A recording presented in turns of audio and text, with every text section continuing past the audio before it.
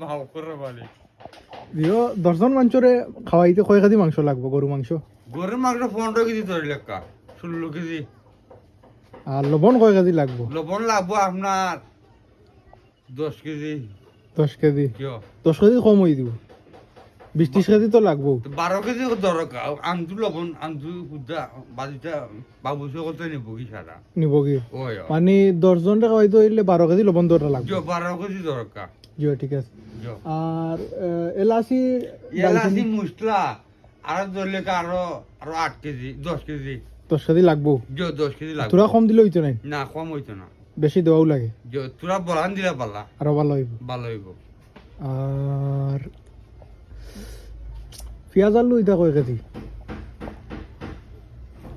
ওবার লন্ডনি তোমার যা কই যাইতা এত হিসাব করিয়া তুমি আনু মাইতা কিটা লাগি এই সুতাই কত ব্লাডা ইয়র ব্লাড